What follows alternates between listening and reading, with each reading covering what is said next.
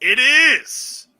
It's still Saturday, March the 27th. Man, we're almost through the end of March. Holy shit. It is Saturday night, and the mood is right. Man. It is fight night. What a fight day we had, ladies and gentlemen. I am Stipe Miocic from DAZN, the man to the right, the handsomest man in all the land. Definitely the handsomest man in the room. DUI, Daryl Rivera, But Jesus, Mr. Rivera, how are you, sir, this evening? Doing good, man. A lot of people got put to sleep early today, man, without wanting to. It's like the day, I was sitting there thinking about how this day was going to go. And I was pretty excited. And the reason I was excited was because of the fact that you had a big boxing card across the pond, and then you were going to get for the heavyweight championship of the world. So you're thinking in your mind, you're like, you got Ngannou and Miocic, UFC 260, and you're like, this is going to be a saucy day. And I'm like, you know what? We got a podcast tonight, Walkway, the Fight Club. Thank you to everyone that watched all the Fastlane stuff. That ended up being fantastic. Thank you to everybody that did watch it. It meant a lot. Thank you so much. Watched on YouTube. Subscribe. It's simple. Hit that damn subscribe button. Hit the thumbs up while you're at it. And then also, watching via Facebook. It's very, very, very simple. You just got to hit the damn like button. Hit that follow button. Watch. Leave questions. Leave comments. We will answer them. I promise. We're going to be on a while. But what a day. I had in my mind we were going to see some violent knockouts. Just because it's the heavyweights. By damn, we got a knockout in the UK. Dillian Whyte regained the interim WBC heavyweight title, and we'll talk about Dillian Whyte a little bit later. But the main reason we are here, good old Lordy Francis Ngannou. You're a scary motherfucking man, my friend. Francis Ngannou knocks out Stipe Miocic in the second round and becomes the UFC heavyweight champion of the world. Before we even break this down, Daryl, because there's a lot to break down. Are you surprised by what we saw at UFC 260? A little bit, yeah. I didn't think it was going to be that easy for him. He made Stipe Miocic one of the greatest heavyweight fighters of all time look like easy work. And here's the thing. Miocic could take a punch. Guy has a strong chin. Because some of those punches would have put anybody else away. It took a little bit more, but I was surprised at the way that it ended. It just shows you this guy is a scary motherfucker. Guy's a scary dude. Keep telling people. This is a scary man. He's not here to mess around. He's not here to play games. And I remember me and you talked during the week, and it was like, man, he's a hell of a fucking underdog. Yep. Miocic. I'm like, man, plus 115. It kind of bounced around of like, okay, it went from 115, then it went down to 105. And I was going to change my odds piece, and I'm like, because then money started coming in on Stipe, and I'm like, okay, is this kind of how I saw it was going to go? And I thought that was going to be the right call. Yeah. God damn it. And it went back up to 135. I looked this morning. I looked this morning, and was still minus 135 for Ngannou. And John Jones right now is on Twitter. He's having the time of his life right now. Well, this is also on Facebook. But no, we'll get to Johnny Bones in a few minutes. But what I was thinking was, I'm like,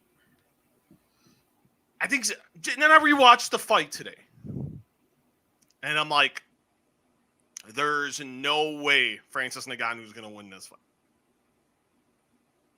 I didn't see it. I didn't see the best path for him to victory. I just didn't see it. I was sure as hell glad I was wrong. I'd never been more wrong about something in my entire life. I've never been more entertained about being proved wrong before. Now, the assumption was he'd win in the first round. I think that was a fair assumption. If he was going to win this fight, it was going to have to be early. If it would have gone past the second round, I think it would have been then it's people were thinking, okay, this is going to be a long night for Francis Ngannou. Yep. But boy, were we fucking wrong. We didn't see the second round. Second round, a hard left. Think about this: a hard left jab sends Miocic flying to the cage. Somehow he gets up. Ngannou's pouring it on. Somehow Stipe makes it back to his feet. Clips Ngannou with the right hand, which affected Ngannou after you've seen the replay. Yep. And good Lord, he just reset, stepped back, blasted him with the left hook, bent the knee backwards, and you could see Herb Dean fucking running. I never seen Herb Dean's ass move so fast. And I love Herb Dean. But good fucking Lord, that was a hammer fist from the heavens. Bang, bang, boom. We have a new UFC heavyweight champion of the universe. It's one of those things that coming into the fight, both you and I were texting back and forth. We're like, hey, who do you got tonight? Just going over what we expected. We both said Miocic. We didn't think that it was going to go down this way. I thought Miocic was going to do enough to get out of the second round because the weight difference there, 265 in a UFC ring, that's a lot of oxygen that takes over your body. But at third round, he probably would have been gassed.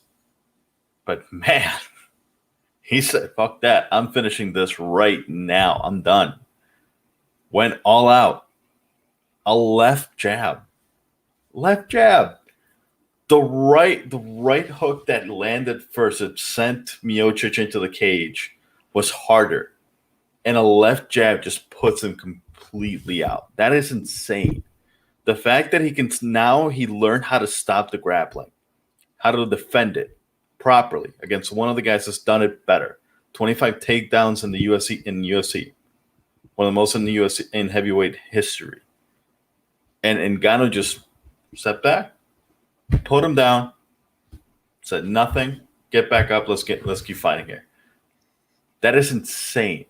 That was his one weak spot. His one thing that everybody's like, well, he's new, he's still green, he doesn't defend well against a tackle, he doesn't defend well against the takedowns.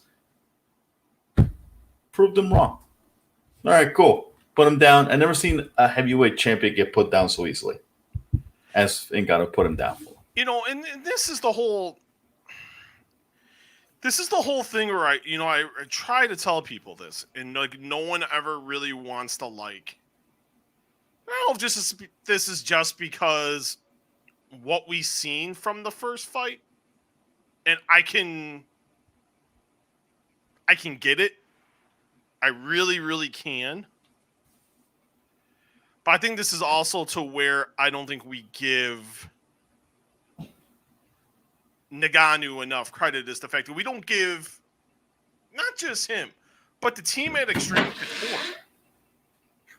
You got to think about that because, and I thought it was really telling. I went back and I read part of the chat I had with Randy Couture.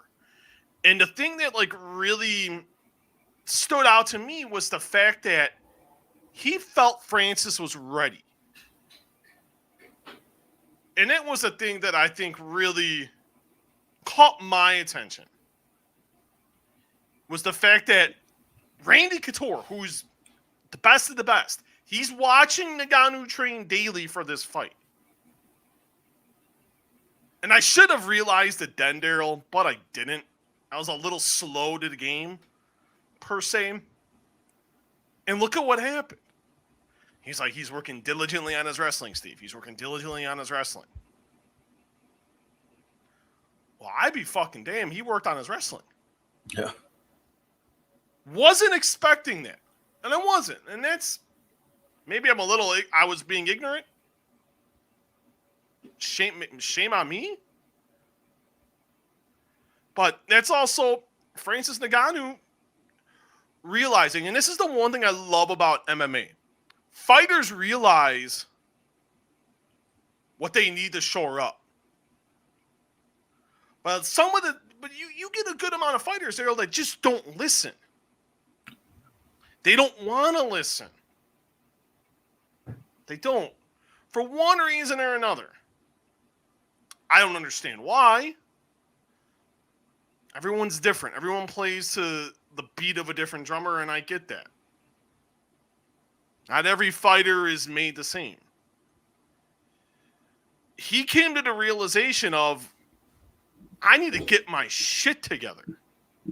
Because if I don't get my shit together, I'm going to be in trouble. He looked at this fight as he didn't say this. And actually, yeah, he did, because I talked to him about this. He understood this was a do or die situation. He knew if he didn't win, more than likely, another title crack wasn't coming anytime soon. That's a testament to him. Because he knew at the end of the day, if he didn't get it done here, there was going to be a new UFC champion. And by God, he got it done. And that's a testament to Francis Ngannou. And we lost Daryl. Daryl, where'd you go? Okay, let's see. We got a comment here. Let's read. And new. Yeah, everyone's excited about the new heavyweight champion of the world, Francis Ngannou. What a performance. You gotta give Francis credit. He did what not many people thought he could do. Stuff the takedowns and get it done. And by God, he got it done. It's a good testament to Francis Ngannou. Showing how great he is. And going in there and realizing, hey, I don't win here, I'm probably never going to get another crack at this. Daryl's computer shut down on him, so Daryl will be joining us shortly, and he says he'll be joining us shortly. So that does suck. But no, you have to look at it as it's a testament to him, and you kind of realize, and we'll bring this more again when Daryl comes back on, but when he stuffed the takedown, I'm thinking in my mind, this fight's won. He's got this fight in the bag. What is Stipe Miocic going to be able to do? What's he going to be able to do at that point? Because that was the weapon he went to in the first fight. He realized, okay, I don't want to keep getting cracked. I'm going to go for the takedown here, and we're going to go to work. That didn't work this time around. And look at what happened. And I hate saying that. But there was, Miocic didn't, once plan A didn't work, he really didn't have a plan B. He really didn't. And that cost him. And I think that's I think you got to put some of that on his team. You have to. And you hate saying that. For everything Stipe Miocic has done. But you have to think that here. You do. And that sucks. You don't want to think that way. In fact, we don't give. You don't. You have to think that here. You do. And that sucks. You don't want to think that. You don't. And that's one of those things to where you don't want to ever think that. Because I respect what Stipe's done. Stipe's done a lot for this sport. He really has. We all can't deny that for what he's done. But the game plan here wasn't really the world's greatest game plan. Really wasn't. He didn't have the plan B. In this sport, you got to have plan A, plan B, plan C.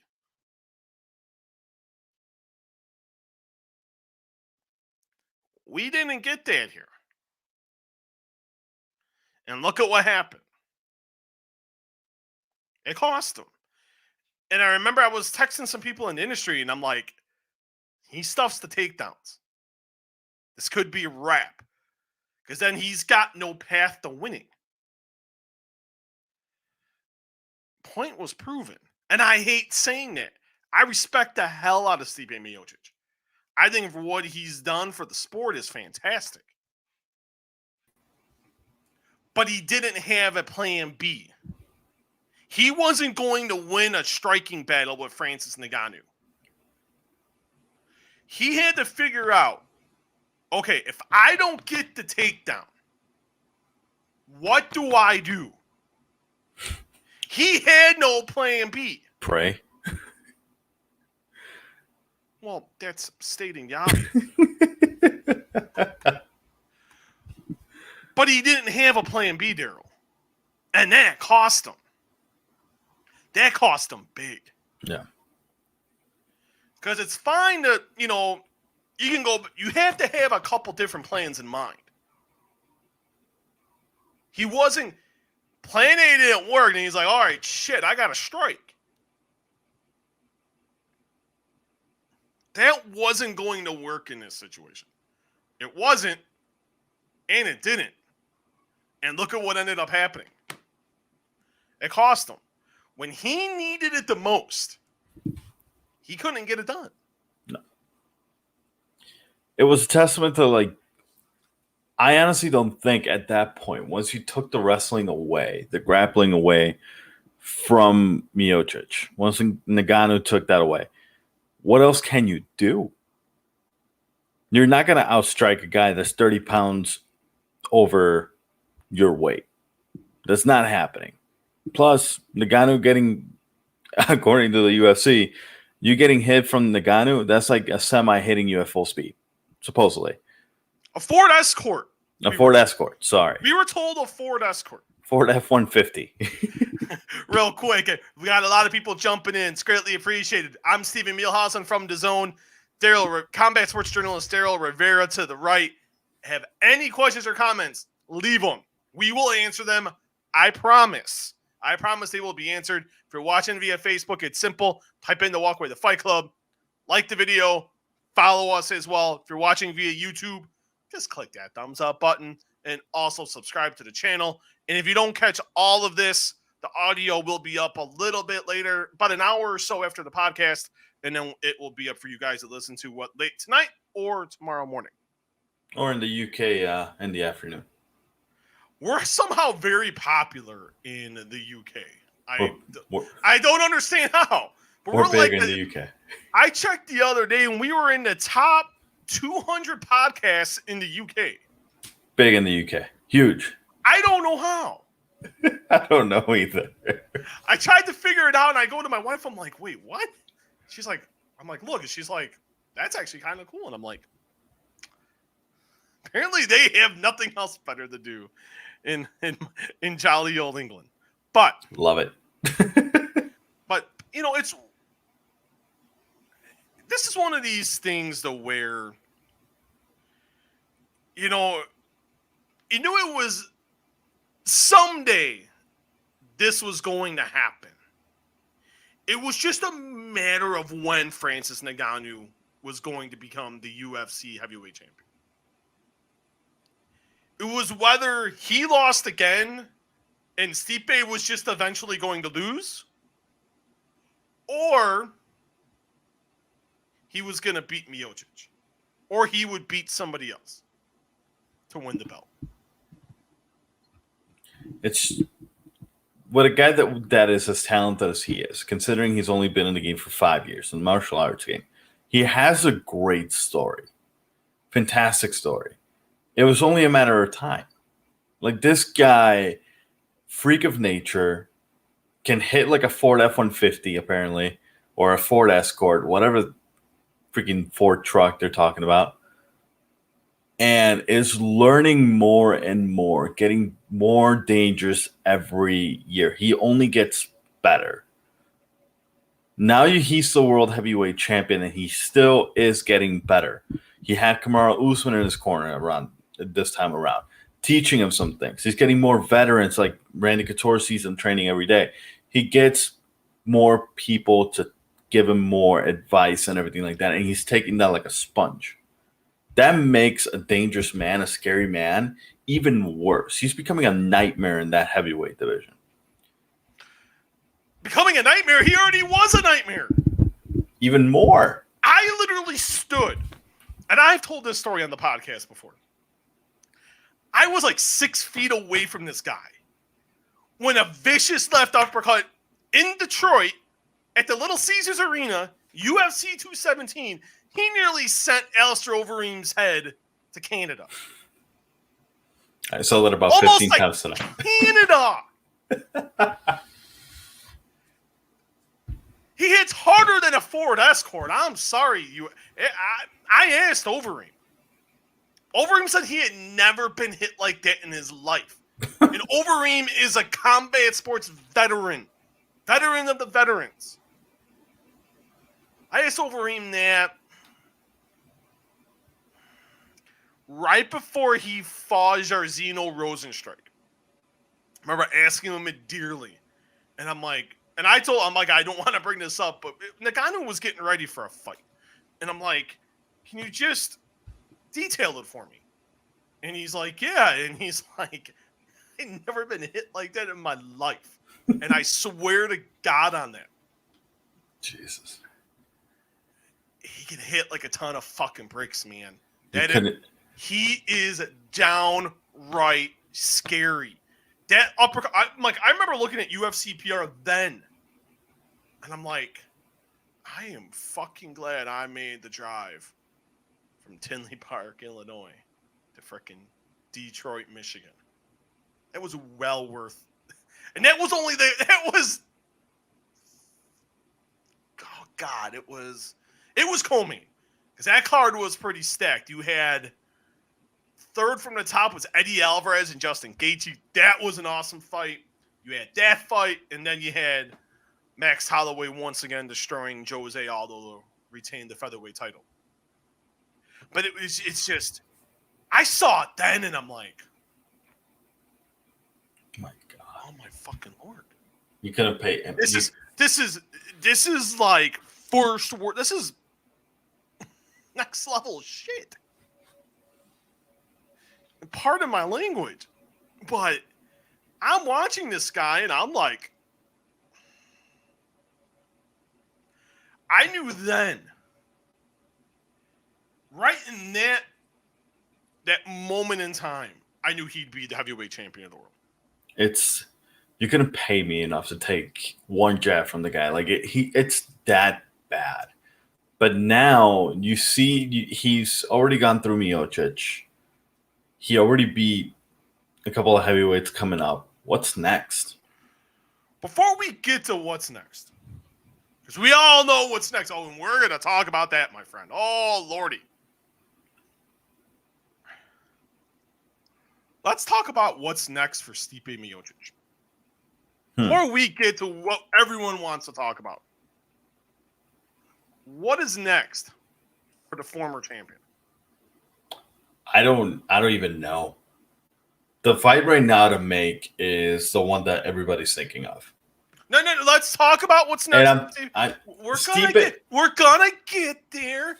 It's called teasing. It's calling the tease. Come on. And we're teasing it, but at the same time, what's next for Miocic? What do you do with him? Like, you can have him fight Derek Lewis. Maybe you can have him fight. I don't know. Like, if I had to make a fight right now, Stipe, you have to fight in the next 5 months. Ngannou's booked. Derek Lewis is the guy.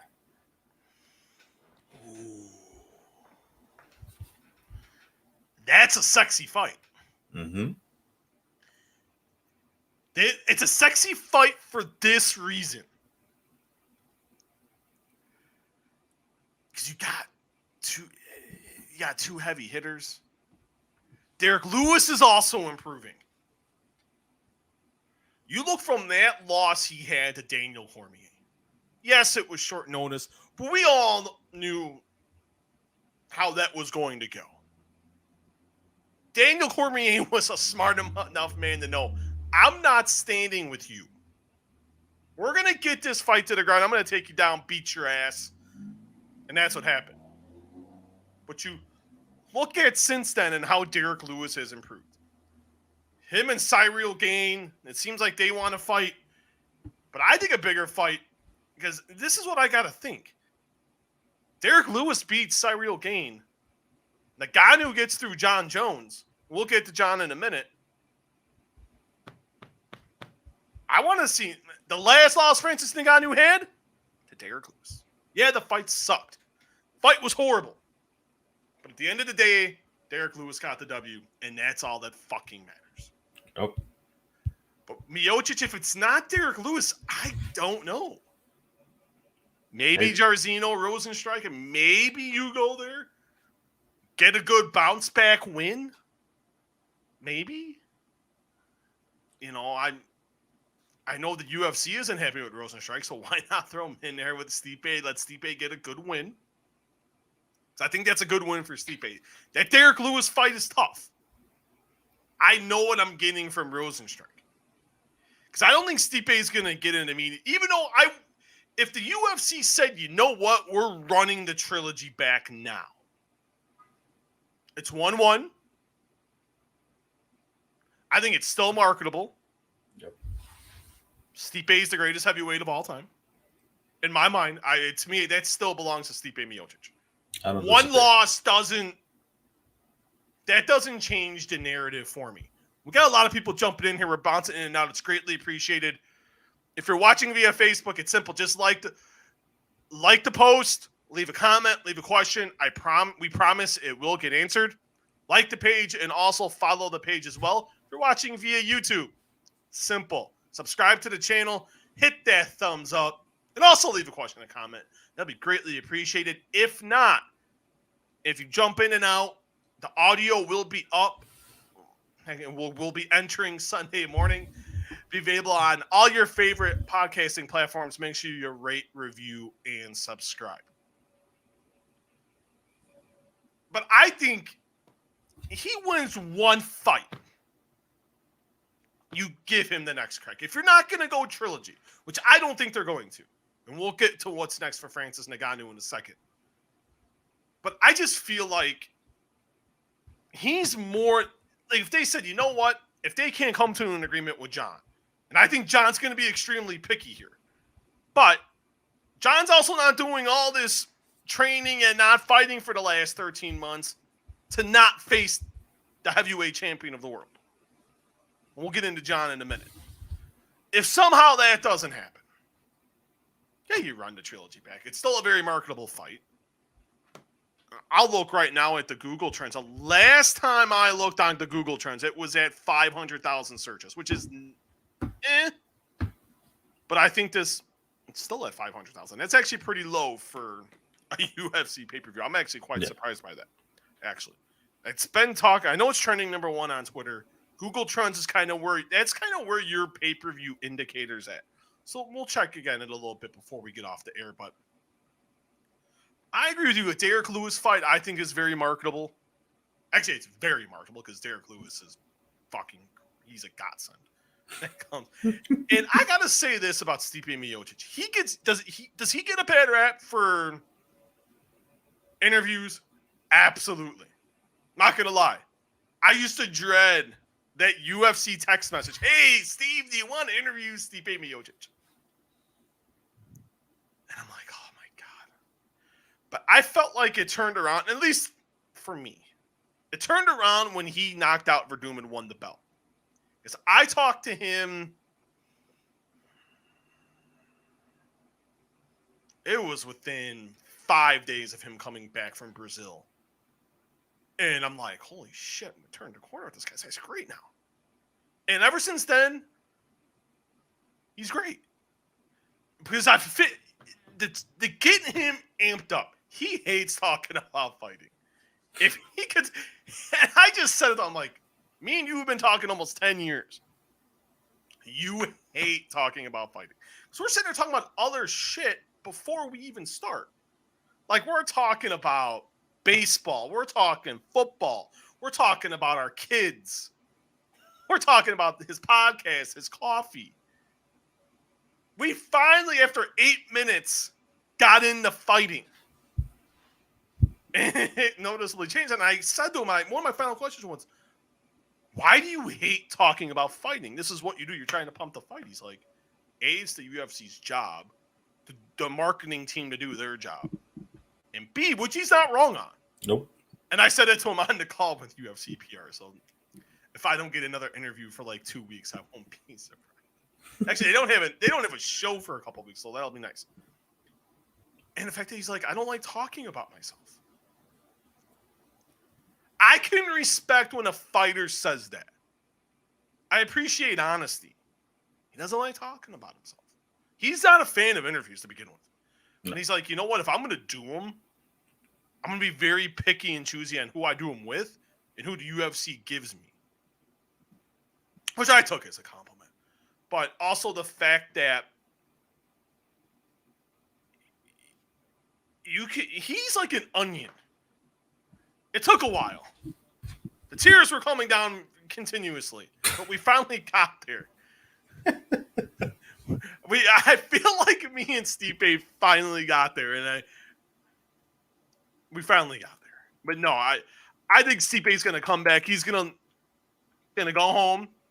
His wife's having a baby in August. I don't see him fighting much before October, November. I just don't see him. I don't see him getting back in the cage very soon. I really don't. He's about to be a dad. That was a pretty violent knockout. It really was. He had a hard time getting up. So I was concerned. I was concerned for him getting up himself. I'm like, dude, just stay down for a bit, man. That was a little scary. Yeah. I don't like seeing fighters get knocked. And you've been covering this long enough and watching as fans long enough to know. Violent knockout. Yeah, it's fun. You get like, oh, holy shit. But that ain't fun. Watching them get, you can hear like Rogan and Anik in DC. Like, don't get up, don't get up so quick. That was just, man, that was a rough one. It really, really was. Now we can get to what you want to talk about. Francis Ngannou, his first title defense will be against Jon Jones. That has been made clear. The UFC made it clear. Dana White screamed it from the rooftops. Francis Ngannou, that Jon Jones would be the first title. Jon Jones would be the next challenger for the heavyweight championship of the world. Now, you think Jon Jones' mind changes at all seeing that destruction? I think his mind changes on the figure that he's going to demand in order to make this fight happen. It's like, hey, this was the number today. I just saw Miocic get blasted by a left hook. I'm gonna want more. That number changed. If you want me to get in there with that beast, you're gonna have to pay me more. That's gonna have to change a little bit, Uncle Dana. You're gonna have to empty your pockets a little bit more. Instead of like 7 million, it may get pushed to like 11. I want Conor McGregor numbers here. All right, maybe a little higher. I think the fight happens. John said, "Show me the money." We know that the negotiating game has already begun. Yeah. Ngannou's ready. Ngannou wants it. They've been trash talking on Twitter. This is not Ngannou's not here to play games. He's not. He's really not. And there is a time and there is a place. This fight's going to happen. It's just a matter of when. You hear Ngannou talking July, August, kind of how the UFC main event picture is lined up at this point. You got the return to pay-per-view next month in front of fans. That's a whole other topic that we'll be discussing ad nauseum until April 24th. It's another can of worms. Kamaru Usman, Jorge Masvidal 2, Valentina Shevchenko, and Jessica Andrade. And then you have, oh my God, I'm drawing a blank on that third title fight. Weili Zhang versus Rose Namajunas. Oh, that fight's 3 awesome title fights, by the way. I'm not going to lie. I'm pretty geeked to the gills. And I am not going to Jacksonville, Florida, by the way. God. I turned that down already. No, I'm not going to the cesspool known as Florida. But that's another time. But you have that. Then you have UFC 262, May 15th. You have Oliveira Chandler for the vacant lightweight title. Then you have 263 on June 12th with, I can't wait for this rematch. Davis and Figueiredo, Brandon Moreno, flyweight title on the line. That's going to be freaking lit. The running plan right now for UFC 264 on July 10th is Conor McGregor, Dustin Poirier 3. That is the running plan. So I don't know if the UFC maybe goes 2 pay-per-views in July. Maybe you just super stack, put Ngannou Jones on there with McGregor Poirier. Shit, that would be. What do you headline with? Actually, you have to headline with Conor. Conor ain't playing second fiddle to fucking nobody. And knowing the way the UFC likes to not pay fighters, I'm going to figure that's going to get its own pay-per-view billing, as it should go. Okay, time. So you would go McGregor Poirier 3 over the heavyweight title bout of Ngannou Jones. Absolutely. Conor McGregor is the biggest name in combat sports. One of the biggest athletes in the world. Coming off a loss. Don't get me wrong. Doesn't matter. That's going to do bigger numbers. That fight did 1.5.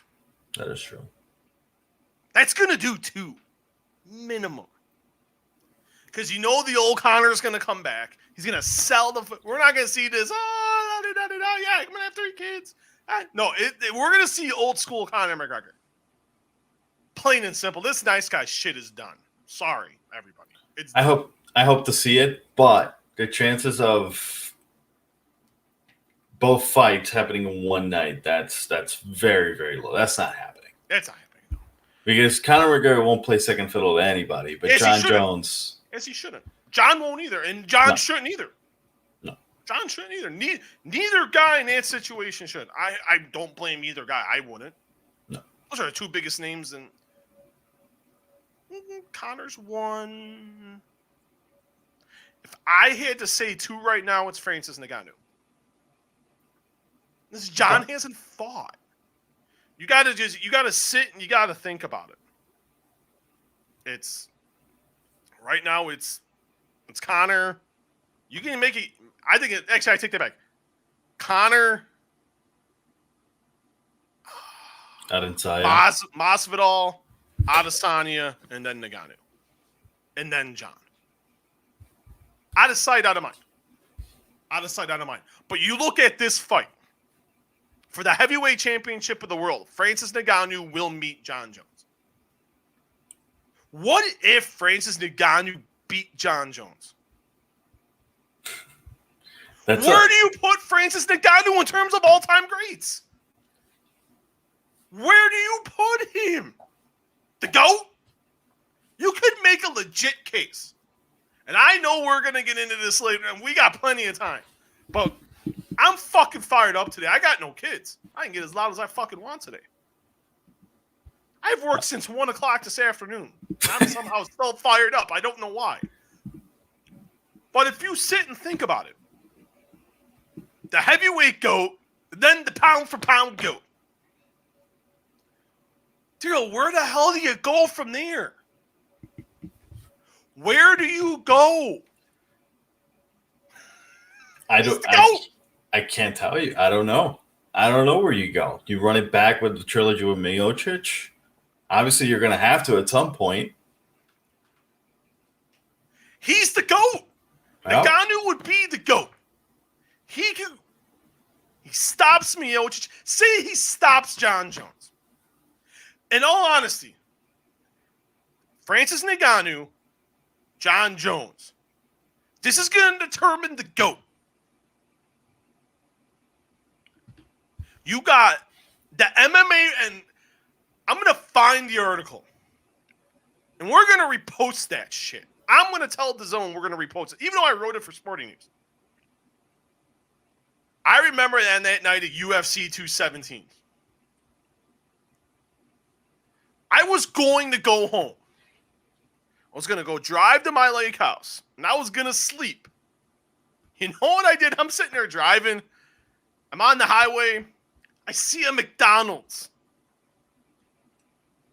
I got my ass off, ordered a 2 cheeseburger meal, large combo, busted out that laptop.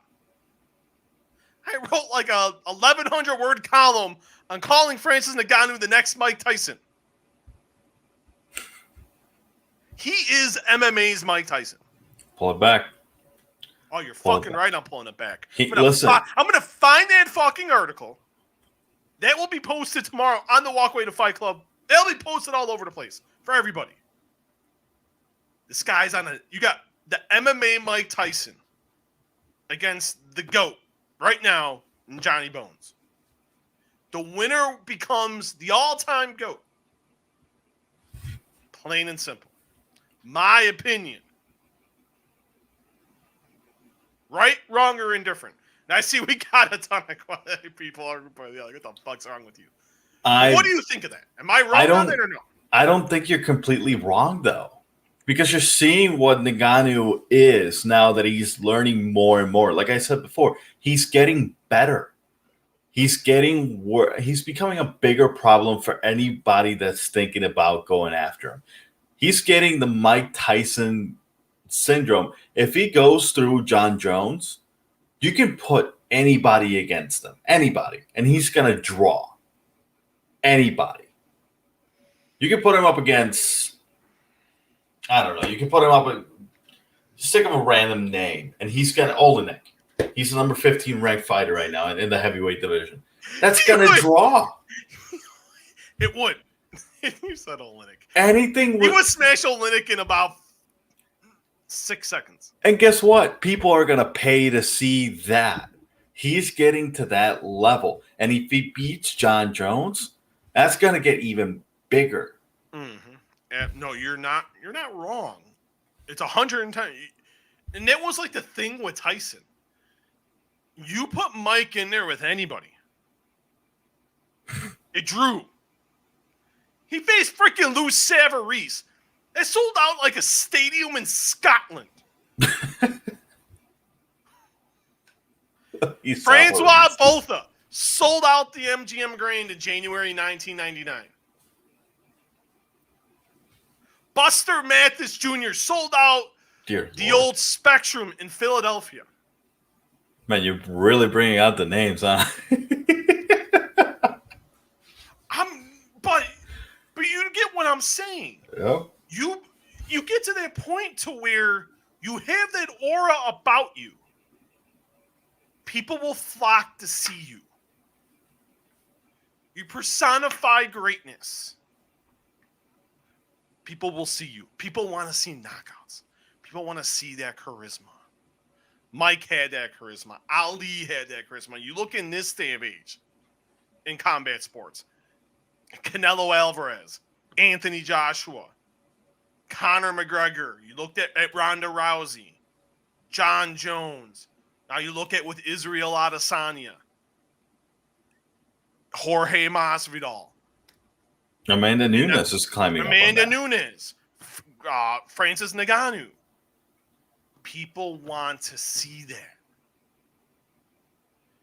Tyson Fury, Deontay Wilder. I'm not gonna put Wilder, but Tyson Fury is another one.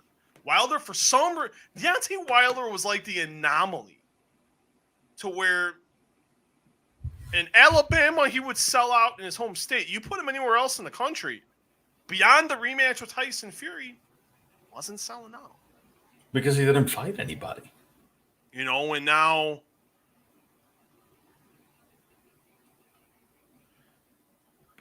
it's one of those things, and people want to see that. Ngannou has it. Now, you look at this fight. Maybe we'll toss in a prediction in a minute. But in terms of numbers, I've seen some stuff on Twitter already. Oh, this is going to break 2.4 million buys set by Khabib and McGregor. And I'll ask you, based on how we've set this up here, where do you see Ngannou Jones at this point? How many buys are you predicting right now for pay-per-view? 1.8. So not beating the record. No. What led you to 1.8? Just think about this. You look at the pay-per-view, the Google Trends today is still at 500,000. It didn't do as much traffic as it normally would do. And this is Miocic and Ngannou. Miocic is the greatest heavyweight fighter of all time, arguably. Because I agree with you in that sentiment. I think he's the greatest heavyweight fighter of all time. You look at John Jones' layoff. He's been out of the game for a while.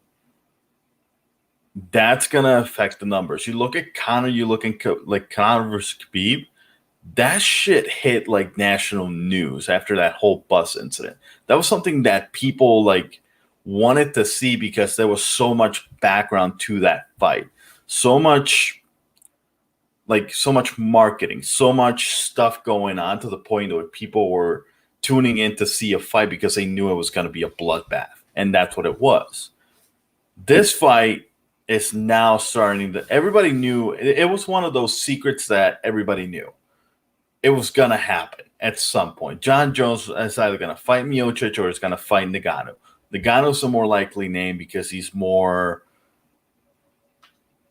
I don't want to say fresher in the eyes of MMA, but he's the more intriguing name to fight Jones. You add that on there, I don't think it'll break the record. I might be lowballing it at 1.8 right now because it's not even announced yet. Marketing team can work its magic and get it to 2, but I don't think it's going to break the record. You said it yourself. Conor right now is the best-selling fighter in MMA. The most popular fighter in MMA right now. He's the most popular. You look at it in terms of combat sports, it's him. Yeah. It's him, Canelo, Anthony Joshua. I think you got to put Masvidal in there. I know people hate when I bring it up. He just lost, but you look at what he sold out Madison Square Garden. You sell 20,000 tickets in the Garden, you get set over around 750,000 buys for that fight, the BMF fight with Nate, and that just took him 1.3 million for the fight. Worldwide buys with Usman the first time around. Now you look at they sold out Jacksonville, and you could say, "Oh, well, you know, it's the first event back." But you look at a lot of sporting events aren't selling out. WWE hasn't sold out WrestleMania yet. I think that's surprising. Wow. You know, but then and you have to. They announced those title fights, but what's at the top of the bill, and that should get the credit as it should. To me, it always should. The top fight, your main event should get the credit. And that's a testament to Jorge Masvidal. But you look at all those guys, I think you got to put John's in there top 10. I think Francis is going to get there. I agree with you. I think 1-8, 1-9. Maybe if the... But it's all dependent on how it is the week of the fight. And you know how this is. Like, and you brought up McGregor and Khabib earlier. It was already boiling. But it got to that fever pitch the week of. During fight week. It just exploded. Same thing with Mayweather and McGregor. Mayweather, Pacquiao. The big pay-per-views really catch on the week of the fight. I didn't feel it with this one for some reason. Like, I knew it was big. You knew it was big. But, like, usually I know when it's big when I'm getting bombarded with media. Hey, I got to sit for 3 hours and do media. I'm doing media Monday. And I'm only doing 2 interviews. So we'll see if that picks up tomorrow if I get messages. But as of, which really shocked me. But I think the factor of John making his return, making that leap up the heavyweight. I say 1-8. If it catches right the week of, I agree with you. Maybe it gets to 2.1 million buys. It's going to be interesting. Just depends on the build. It's always that. Who wins? Let's just throw it out there. Yeah, the fight's not official. You said it. I know. Ngannou. Wow! Woohoo! Ngannou wins. What you saw tonight was good enough. Yep. What I've seen so far is good enough. Like I mentioned before, this is a guy that's only been doing martial arts for 5 years. He's getting better. He trained exactly for what Miocic beat him last time. It's like, hey, training against wrestling, training against the grappling, training against the mat, going against that. He's going to have time to plan out against John Jones. John Jones on a 13-month layover. You already saw it with McGregor and Poirier. The worst thing you can do in the sport is inactivity. Inactivity is the worst thing you can do in the sport. That's going to come back and bite John Jones in the ass. Now, he can use that, like McGregor did, and set up a rematch. More money flying in for both fighters. Honestly, right now, based on what I saw tonight, based on what I haven't seen from John Jones in 13 months, I picked Ngannou to win.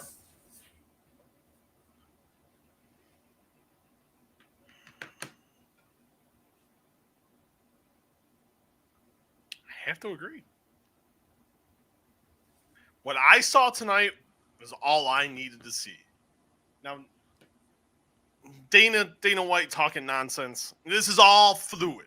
So I'm just reading what I'm seeing. But I'm getting told what's going on here. And I just clicked on an article. Dana White suggested, he goes, if I'm John Jones and watching this fight at home, I'm moving to 185. Jones goes to Twitter, go to 185. I didn't gain all this weight for no reason. Then with the laughing out loud emoji. I understand, and there was another tweet. I understand Francis looked great tonight, but I am definitely not stupid. Remember that. John wrote in a tweet that has since been deleted. John's not stupid. John's the smartest fighter I've ever seen in mixed martial arts. There's no... But John's also been vulnerable. You look at the fight with Thiago Santos. You look at the fight with Dominic Reyes. And John can say, well, I was getting bored, blah, blah, blah. I also could be just getting old.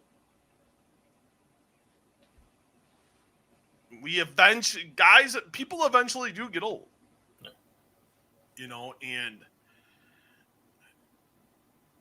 I just don't see what I seen tonight from Ngannou, and this isn't being like the prisoner of the moment or any of that.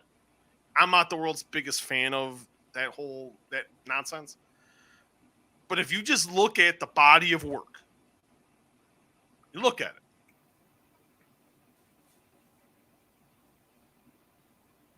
I think you lean towards Francis. Yep. You lean towards Ngannou. Just because of all that. The knockout power. The way I thought he fought very composed tonight. Like when he landed that overhand right in the first round. He could have gotten excited. The old Ngannou would have went guns blazing and bam, bam, bam, bam, bam. But he learned from the first fight. He didn't get the adrenaline dump. And he realized, okay, I need to stay composed. Because he said his team kept telling him all week, relax, relax. Don't get too caught up. Relax, relax. And you even seen in that finishing sequence. He feinted the right hand, blasted him with the left jab. He went for it, but he didn't blow his load. Stipe got up. And right when he got hit with that right hand, it wasn't, and he was already getting set, so he was practically out of range already. He just stayed composed, blasted him with the left hook. He knew it was done then, and then he called it a wrap. John's an old 33. John's been through the wars, but John also likes to party. That eventually is going to catch up to somebody. It's going to catch up. Father Time is still undefeated. Yep. I'm going Francis Ngannou. Francis Ngannou becomes the GOAT. I don't disagree completely. Like I mentioned before, John Jones can tweet whatever he wants. He's like, I'm smarter than what you may think, blah, blah, blah, blah. Still got to get in there and face him. Mike Tyson said it best. Everybody has a plan until they get punched in the mouth. And guess what? Ngannou punches really fucking hard. And you got to look at John's never really been hit hard. Thiago Santos cracked him a couple times, but John would still do the same thing with Reyes. John's never really been. How does John react to power like Ngannou? We've never seen this is generational power. Let's just call it like we see it. I mean, I have to admit, Stipe, that overhand right in that first round, that was hit pretty flush. Stipe held up pretty well. I give it, most 99% of fighters would have fallen right on and crumbled. Stipe didn't, and I think that's a testament to Stipe. I could tell you right now what Stipe was thinking as soon as he got hit. It's like, oh, fuck that. What the fuck did he hit me with? Plan changed. Like you said. Plans go out the window once you get hit once you get cracked. Yep. Everybody has a plan until you get hit in the mouth. Everyone has a plan until they get hit in the mouth. And we will I don't even know how can we talk about the rest of the show? But let's just go over the main card, because I gotta admit, and you said it to me before we came on. This was a pretty entertaining main card. Yep. It really was. I came away so impressed with so many people on this card, and we'll kind of just work down. We'll talk about the co-main event. Tyron Woodley, Vicente Luque. This was a big fight for Tyron Woodley, and he came out early. He came out blazing. He was the aggressor. He was laying in the right hand. He tried to take Luque down, and give Luque credit. His takedown defense was excellent. And it was just a battle of positioning. They both were switching positions. They were each gaining an advantage. It seemed like Woodley had the power advantage. The beginning of the end came when Woodley cracked him with the right hand, and then right behind the ear, you could see Luque shaking a little bit, and you're like, okay. It looked like Woodley was back. And me and you said this in a text. He got a little too excited. Instead of staying composed like Ngannou, he went for it all, tried an uppercut, and then he got cracked. And I don't know how he stayed up, but he stayed up. And then Luque just poured it on, got it to fight. Woodley tried for a takedown, it got stuffed. Luque locked in the thirst choke right against the cage. Woodley tapped out. First round submission win for Vicente Luque. Big win for Luque. Biggest win of his career. No doubt. Definitely a contender. I said, Woodley was saying all the right things this week. And I talked to some people yesterday about him. They're like, nah, he's looking great. And I think we're thinking he's going to come out. He's going to come out looking sharp. He's going to come out looking. And for the first couple of minutes, I thought Tyron Woodley was looking great. He just got, it was like what we just said about with the Ngannou. He blew his load, got a little too excited. Got cracked. Staying composed, he went for the kill shot when he didn't need to do that yet. And then what happened. But now that's 4 in a row for Woodley. It's the classic overcorrection from Woodley.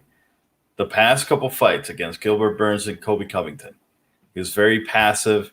He wasn't as aggressive as he normally is. He's taking his time, he basically had his back to the cage most of the time in those last 2 fights. Today, he was more aggressive, over-aggressive, and he got taken advantage of by Luque. Luque played it perfectly, except for that one shot. He almost got knocked out at one point, but he stayed composed. As he said in the post-fight interview, I got a strong chin. I used it. I waited for my shot, and then I took it. And that's all there is to it. But Woodley is just the overcorrection. He was here at first, then he went all the way to aggressive.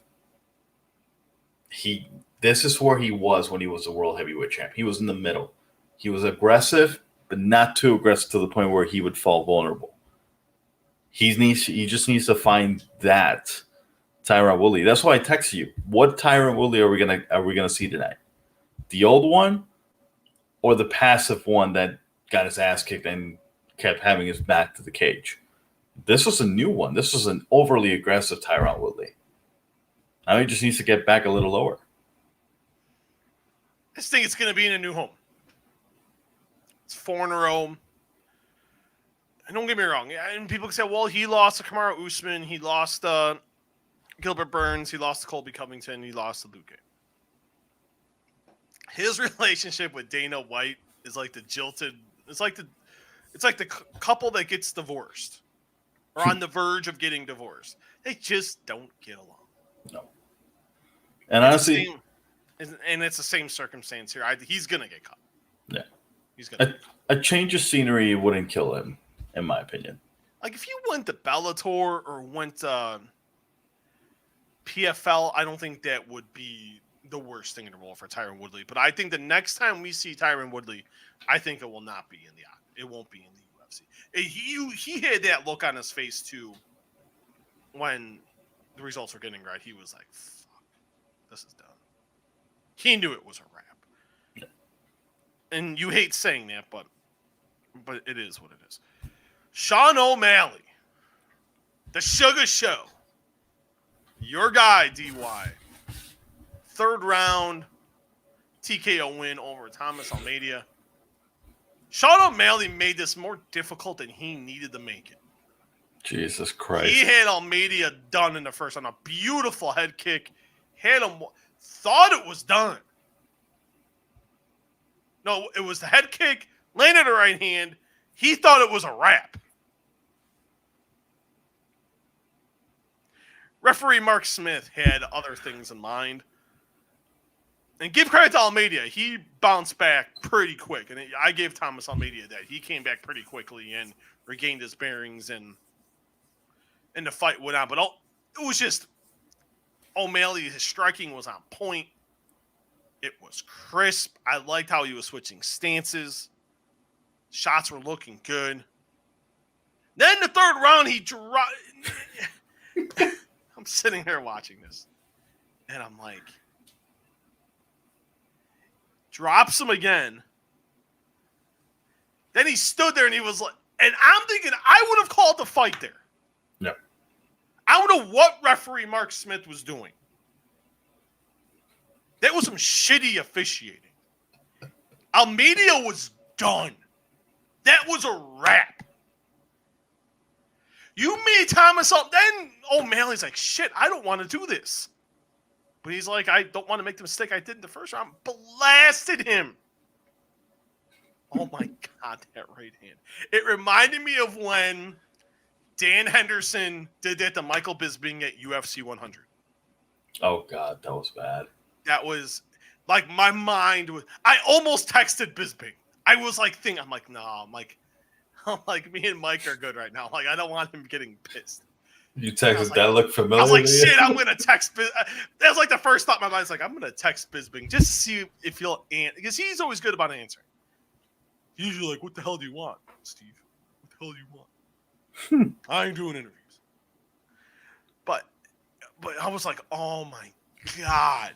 And then he did the whole balling thing, and I'm like, it's like, what the fuck was Mark Smith thinking there? And I seen people blaming O'Malley. Why did O'Malley do that? Nope. Because the referee fucking didn't do anything. Mark Smith stood there with a thumb in his ass. Sorry. Thumb in his ass and did nothing. That was an unnecessary shot that didn't need to be had. When a fighter literally waits a second to drop that hammer, that's because he was waiting for the ref to give him, like, he's done. That's it. Do your fucking. I can understand the first. I got the first one. I don't. O'Malley still should have went for it, but I can understand Mark Smith's position. You go until the ref tells you to stop. That's one thing. The first knockdown, I get it. I get why Mark Smith didn't pull the trigger there, because he was still. Almeida was still scrambling. He was still trying to get his feet under him and everything. That second one, he was out as he was going down to the ground. He was done. When a human being falls just straight done, he's done. There's no coming back from that. And when the fact that a fighter literally looked at you and said, either you tell me it's done or I'm going to drop the hammer on this guy. Just end it. He literally gave him a chance, and that's a Mark Smith. O'Malley has no fault on this. Because what are you going to do? You're going to wait for the guy to collect his thoughts again, get back up and keep fighting? No. You want to end this? It's a sugar show. You want to end this in style. And guess what? He went diving in, dropped the hammer, and it was over. But that fight should have ended. And I texted you this. This fight should have been ended in like the first 50 seconds of the fight. O'Malley looked awesome. Yeah. He looked phenomenal. You know, I can be... He got... I thought getting rounds in was key. That's going to help. And I know people are going to be like, well, you know... And Cormier said this during the broadcast. And DC wasn't wrong to where... Because Anik brought up, like, oh, you know, it's good that he's getting rounds in. And I agree with John. But I also I agree with DC where it's like, you want to get in and out. No. But also, I think there's nothing like getting that experience. And I have no problem at all with what he said there. And I think both, there's a case to be made for both, but a good one, good bounce back win for O'Malley after that loss to Chito Vera. 13-1. I think he's going to be ranked after this. He should be. He's going to get fast-tracked a little bit. I think he's going to get a guy in the lower, like 10 to 15 for his next fight. I think by this time next year, we could be talking about O'Malley fighting for the title or at least being in a number one contenders fight. I really do. He's that good. He's very marketable. He's very popular. And I think that helps Sean O'Malley. I really do. Definitely agree with that. I mean, when you see a guy, he has the charisma, he has the showmanship, as he was trying to do twice today. And he has the talent. He has all the intangibles for the UFC to have another megastar. Oh, absolutely.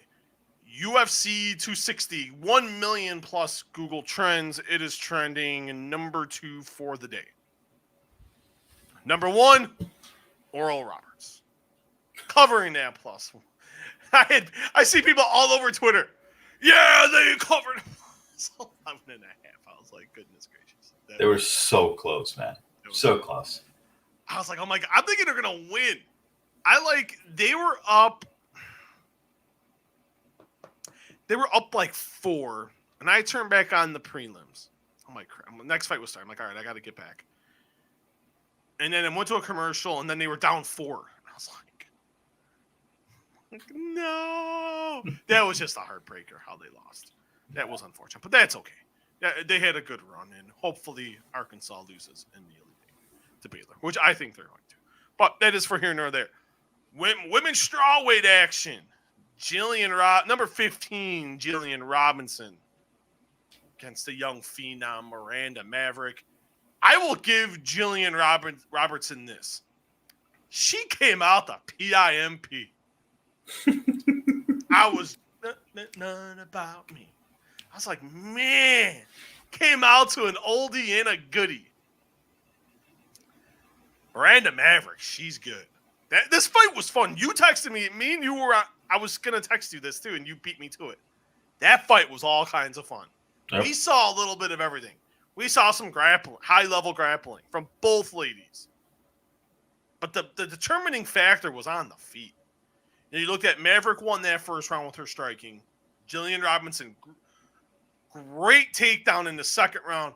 Got that fight to the ground and great top control. I thought her top control positioning, going for submissions, I thought was well done. I give Maverick credit, trying to get out of different positions, but good top control and top position by Jillian Robinson. When I put this on Twitter, I thought the tide of the fight changed when Maverick got back to her feet. And you've seen this, and you've seen the same thing in boxing. When they're getting dominated in the round, they just kind of give up in those final 30 seconds. They just kind of want to, they kind of just want to regain their bearings. She didn't do that. She went right in, and she went back to striking. And I'm like, that's a momentum shift. She still lost the round. But in that final 30 seconds, her striking was on point. And some really good crisp strikes. And that carried over to the third round, and she called it a wrap.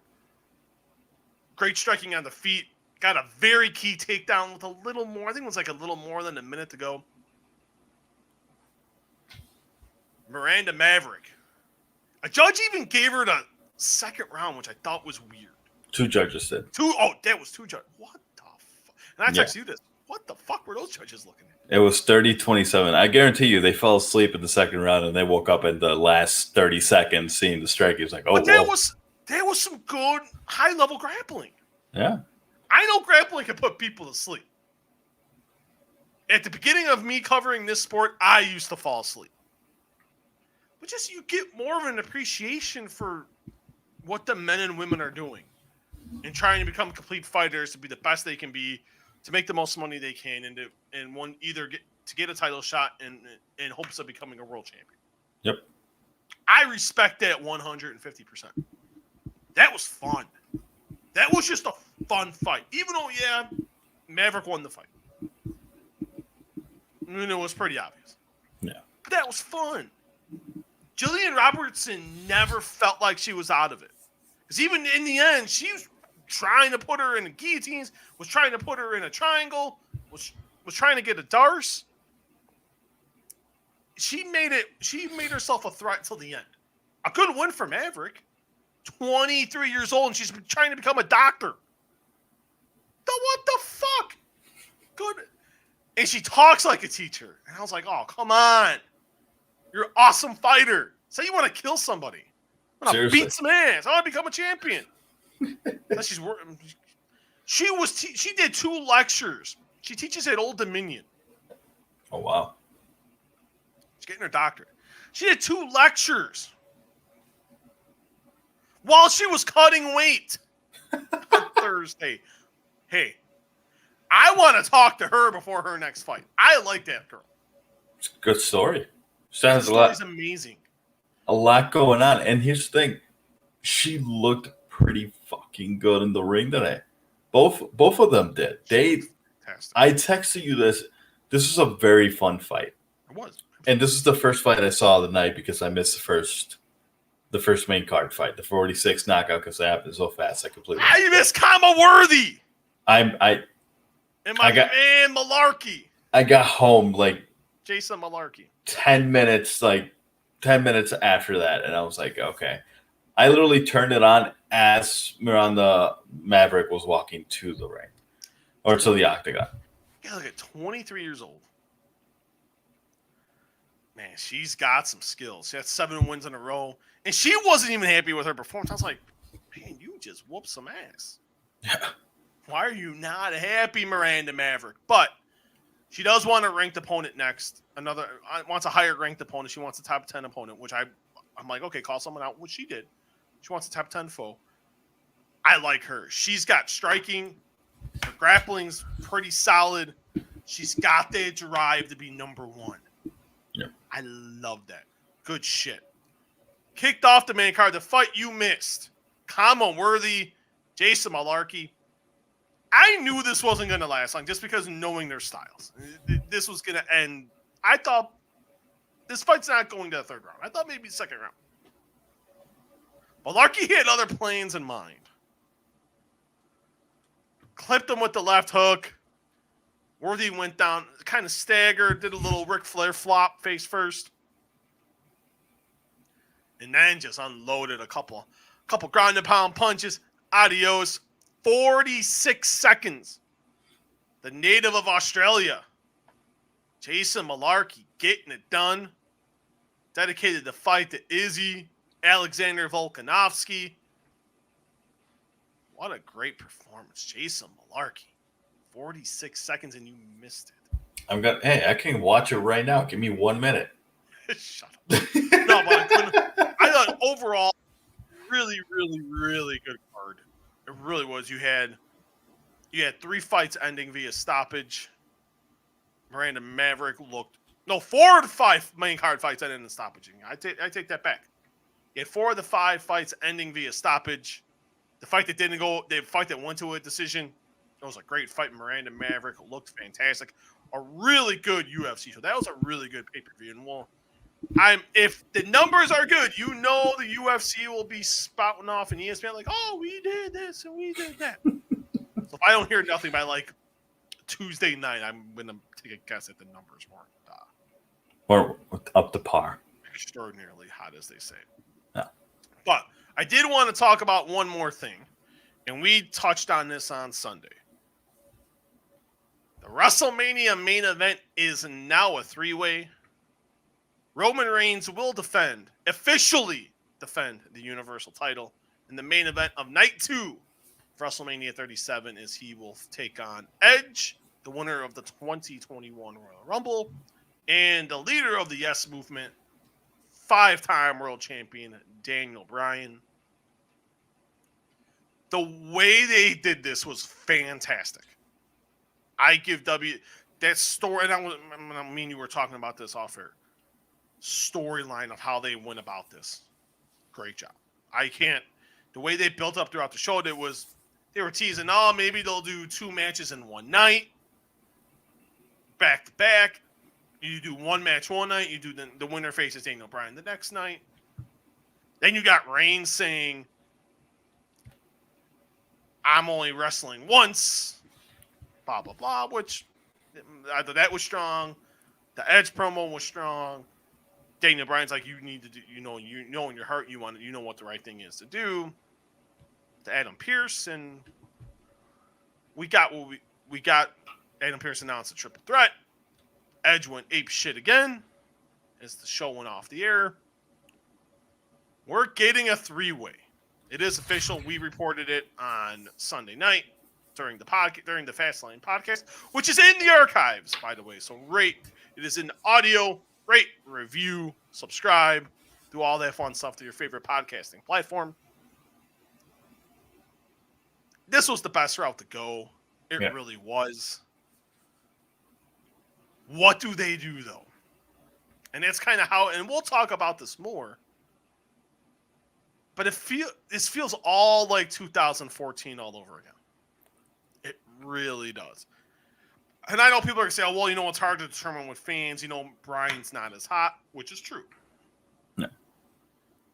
But when you just look at what we got with Edge and Roman Reigns to begin with, it wasn't clicking.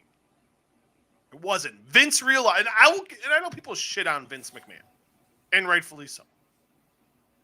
But I will give Vince McMahon this. He understood that shit needed to change. That wasn't clicking. That wasn't vibing. They gauged the room. He made a switch. And it was the right move. And it just happens that Brian's involved again. Whether that's just circumstance or whatever, but it seems like, and you said this, and you were exactly right. Now this feels fresh. This feels excitement. No. But does WWE pull the trigger and go with Daniel Bryan? No. As soon as Fastlane ended, the only thought that I had after that match is they're adding Daniel Bryan because somebody has to eat the pin. That's the only thing that went through my. Roman Reigns right now is the top heel in the company. He can't take a pin right now. Edge, coming back off of another injury, winning the Royal Rumble, my opinion, cannot take a pin right now. Daniel Bryan, he's been around. He's had his title shot. He's been pinned. Probably eat a pin again. I disagree with you there. Why? I'm not saying Daniel Bryan's going to win, but if someone's eating the pin, it's got to be Edge. Really? It's got to, and you brought up he just won the Royal Rumble, and who did Daniel Bryan tap out to win the World Heavyweight title, or the WWE World Heavyweight Championship at WrestleMania 30? Who did he tap out? Batista. What did Batista do? Won the Royal Rumble. But that's completely different, though. Not at all. It's a completely different story. Batista came back from a 3-year layoff. I know the layoffs are different. Yeah. And periods. Characters are completely different. Came back from the layoff, part-time. You knew he wasn't going to be around for a long time. The parallels are there. The circumstances pretty much the same. If we're really going to sit, and this isn't having my head up Daniel Bryan's ass, this is just, if you want to get Roman Reigns over, what is pinning Daniel Bryan again going to do? Not going to do anything. But what will a pin on Edge do for Roman Reigns? You got to look at it. At least that's how I look at it. Your scenario is not wrong either. I'm just laying out another situation of where this is what they can do. Yeah. They can pin Daniel Bryan, sure. I wouldn't be deathly shocked. I just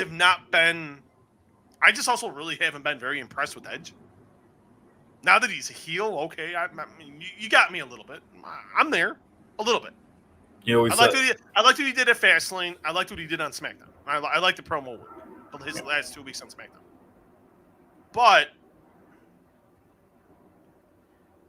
and where's Edge is not going to be around every week.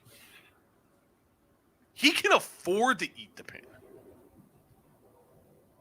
His role shouldn't be, at this stage of the game, him becoming the World Heavyweight Champion.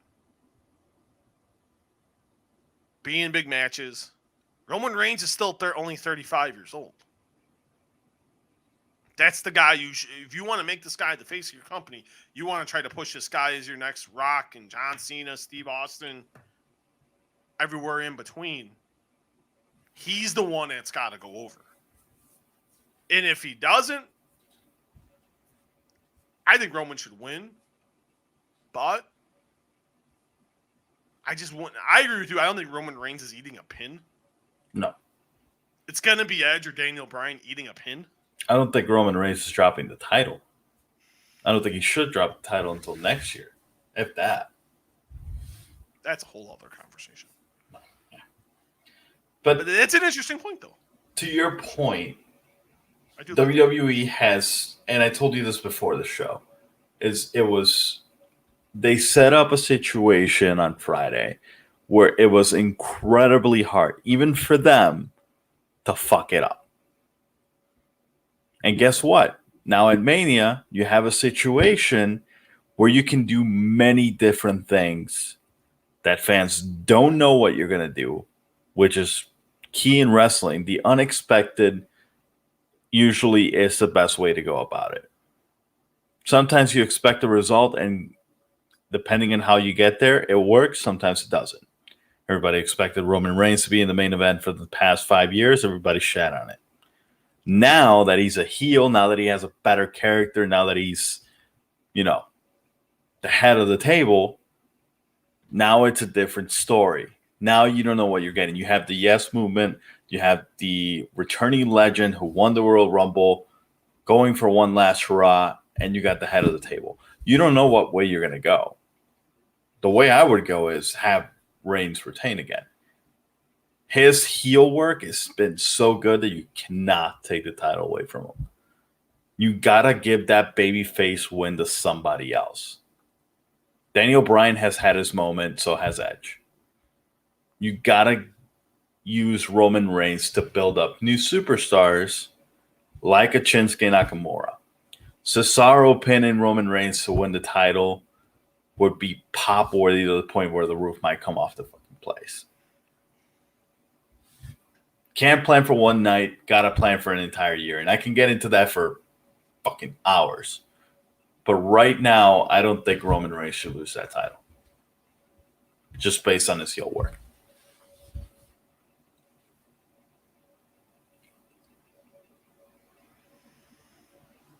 I want to get back to... We'll shift topics here because let's get back to this. Because this just keeps getting juicy. Dana White did a press conference tonight. That's always fun. Depends on, some of the media that asks questions, it's not always ducks and roses. He was asked about it. Dana said, I liked it. In response to what Jones had tweeted, that sounds serious. Then John, call Hunter now. We can make that fight happen. We can make that fight tonight, John. Hunter is Hunter Campbell, the COO of the UFC. He handles all the contract stuff and blah, blah. Hunter Campbell, very good guy. White was then asked if Jones and Ngannou was the fight to make next. Oh, you're going to love it. Everyone's going to love this one. Oh, Derek Lewis. Derek Lewis. I think I'm going to be sending a message to Derek Lewis tomorrow. Derek Lewis is the fight to make. But if John Jones really wants that fight, listen. It is one thing to go out and tweet and say you want it. And that I put on the weight and this and that. Do you want the fight? Dana White questioned. I promise you, we can call Derek Lewis or one of these other heavyweights, and they want the fight. If John Jones really wants the fight, John Jones knows he can get the fight. All he's got to do is call and do it. The negotiating ploy is on. The negotiations are underway, ladies and gentlemen. That's 5 minutes after the fight, then negotiations started. Fucking love it. Love it. Because you know they're playing chess. They're playing chess. And Dana White's not wrong. Don't get me wrong. There's times I want to take Dana White and throw him and put his head through my wall here. He's not wrong here. Does John deserve the money? Absolutely. The one thing that UFC and Endeavor are not hurting for is money. This is a huge money fight. This should not be hard to make. Hey, John, here's 8. Give him $10 million guaranteed. You make more money on the back. You call it a day. Let's call it a wrap. He's worth $10 million a fight for his guarantee. He's worth the fucking money. This isn't hard to do. You can't. They can. Dana can really fuck it up. He's done it more than once. But the games have begun. It's going to be an interesting couple of months. The fight's going to happen. It's just this is all part of the. You give John 10 million. You give Francis 10 million. Let's fucking rock and roll. And they're going to make like freaking 120. You call it a day. Oh. Everyone makes their fucking money. You make you'll make one person's salary just off the gate. It's that big of a fucking fight, man. But I wanted to end with that. That is gonna be it for us today, man. We went a little bit here, as long as we've went in a while. Good to recap UFC 260. Francis Ngannou knocks out Stipe Miocic in the second round to become the UFC heavyweight champion. Question is, what is next? Will it be Johnny Bones Jones? Man, or is Dana White, as I was looking at my messages, could we get Francis Ngannou and Derek Lewis rematch? I still think that would do well, too. Will it do 1.8 to 2 million buys? No. I think that's probably a 600. At least 600 buy pay-per-view, 600,000 buy pay-per-view. And that's not bad. They're both going to make some great money. Derek Lewis will make a career high payday. Yeah. I'll tell you that. And I think Derek Lewis would not complain about that. But I think that's negotiating. I think Derek Lewis would take the fight. And I'm actually going to reach out to Derek Lewis and see if I can get a. Now I'm thinking about it. Why not? It doesn't hurt to try. But no, I think that's what's going to happen. We're going to get John and Francis, everyone. Everyone needs to relax. But Daryl, where can the fans find you on social media? Y'all can find me at DYWadigo21 on Twitter. Instagram is Daryl17 Rivera. And then Instagram for the Walkway to Fight Club is the Walkway to Fight Club, all lowercase, all together, no spaces. You can find me on Twitter at Muehlhausen and Instagram as well. You can find the Walkway to Fight Club podcast. You can find our page on Facebook. Just type in the Walkway to Fight Club. Like and follow us. It's getting up there slowly but surely. You can also find us on Twitter at Walkway Fight. And also, like Daryl said on Instagram, Walkway to Fight Club, all in lowercase letters. Lots of goodies coming up. And also, we're available in audio. iTunes, Spotify, Google Play, iHeart, all your favorite podcasting platforms. Rate, review, and subscribe. Some great stuff we had last week with the Fastlane show. This show coming up next week. We'll have the audio from my interview with, more than likely, the future NXT Heavyweight Champion, Karrion Kross, as he faces Finn Balor, Night 2 of NXT Stand and Deliver. You can catch that exclusively on Peacock in the United States and also the WWE Network worldwide. And I don't know. It's going to be a slow week, everybody. I'm just going to say this right now. It's Easter week. There is no UFC next week. And the only boxing show taking place next week, actually, there's two. There's a fight card on DAZN from Uzbekistan. I don't know. Sure. And then you got the fight on ESPN Plus, the super featherweight title fight between Jamal Herring and Carl Frampton. That's going to be off the chain. That will be a good fight. But we'll release the audio with Karrion Kross. Very good interview, by the way. He was amazing. So I'm looking forward to that. But for DY, Daryl Rivera, I am Stipe Miocic. Sleep well. Have a good rest of the night. And we'll talk to you guys next time.